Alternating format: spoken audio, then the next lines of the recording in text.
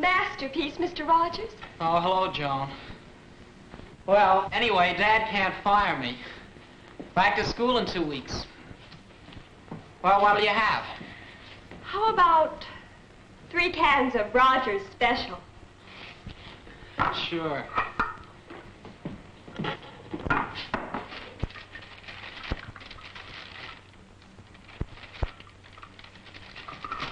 You all? Yes. Charge it tomorrow. Bye, Bill. See you later. So long, Joan. Okay, Sonny, 32.50. Just a minute, Bill.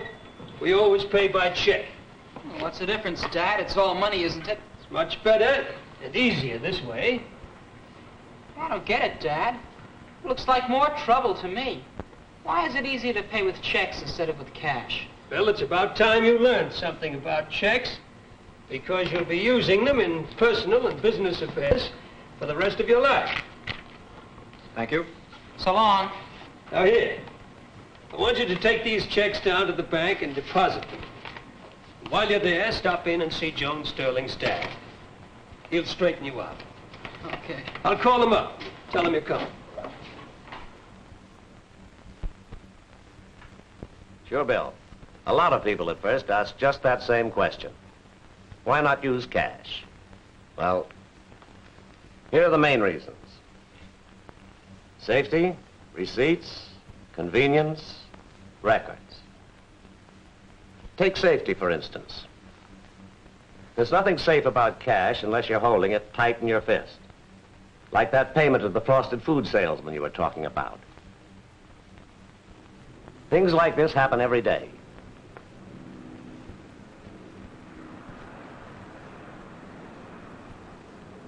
If that had been actual cash, what chance do you think there'd be of getting it back?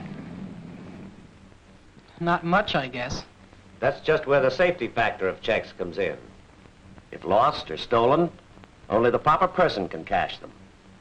And in the meantime, your money is safe in your bank account. Well, that's reason enough for me. Wait a minute, Bill. That's only one good reason for paying by check. What about receipts? Your father himself told me this story. It happened to him just the other day. One of his suppliers called him up. It seemed there was some question of a bill not being paid. Well, your dad didn't waste any time talking. He just got out the canceled check that he'd paid the bill with, and that settled it.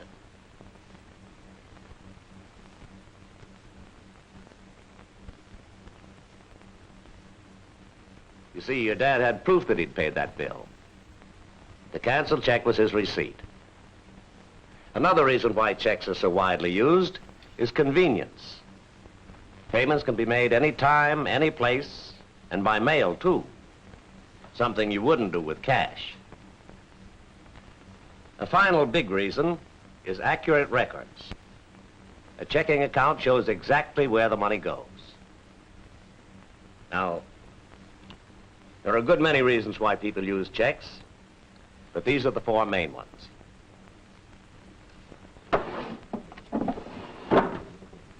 Bill, do you know how to write a check?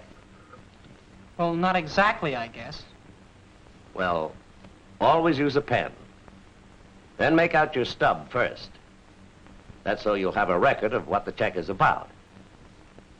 Now, on the check, fill in the number. Then the date. It should be the date on which the check is drawn. Next, the name of the person being paid. And be sure to spell it right. Now the amount in figures close to the dollar sign, so nobody can put in another number. Cents should be written in smaller figures and underlined. On the next line, write out the amount in words. Cents are a fraction, with 100 as the denominator. Fill in the space that's left with a wavy line, again to prevent alteration. Be sure the amounts in words and numbers agree. If they're different, the amount in words sets the amount of the check.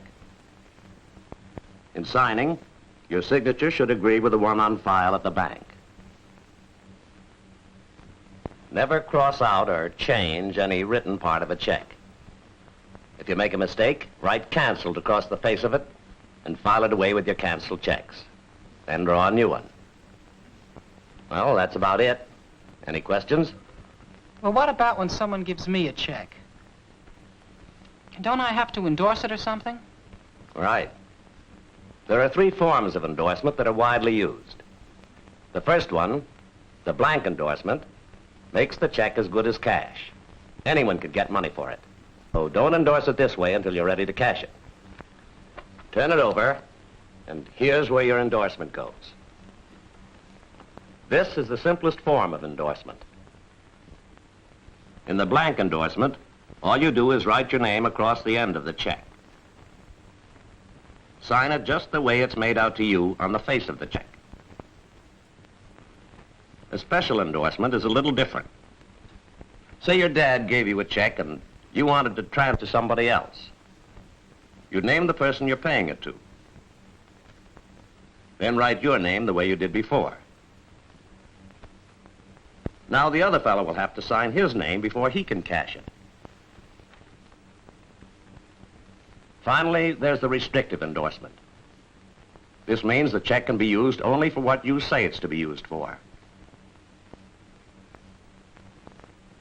Endorse checks this way when you're mailing them to the bank for deposit. There's one more thing you ought to know, Bill.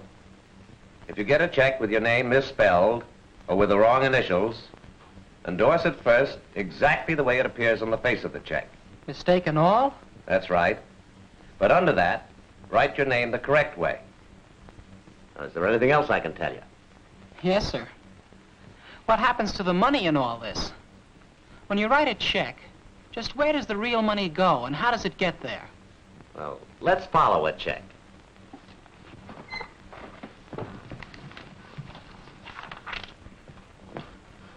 Let's take the one your father paid the frosted food salesman today. Here's your father. Here's his bank, our bank. Here's the food distributor, and here's its bank. Your father draws a check for $32.50 payable to the distributor.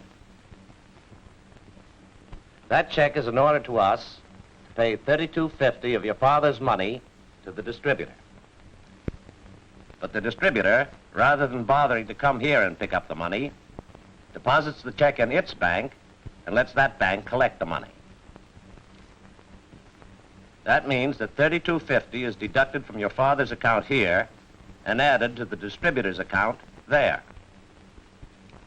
The final step is when we send the check back to your father, endorsed by the distributor and canceled to show that the amount has been paid. We have a special banking process called check clearing, Bill, that takes care of the transfer of money from one bank to another. But that's a whole story in itself. Well, Bill, there's the story of the journey of one check. And it's the same whether it's made out by a housewife, doctor, wage earner, contractor, anyone. Gee, that's really pretty simple. Thanks a lot, Mr. Sterling. Well, most things are pretty simple once you understand them. But always be sure you have enough money in your bank account to cover the check. Mr. Sterling, Yes? your daughter is here to see you. Send her right in, please. Maybe you'd better stick around.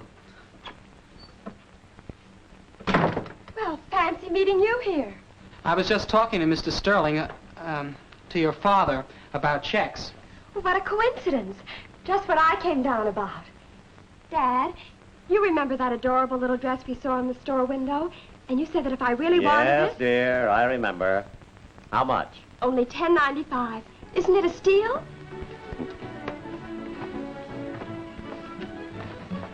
Well, here goes another one on its way.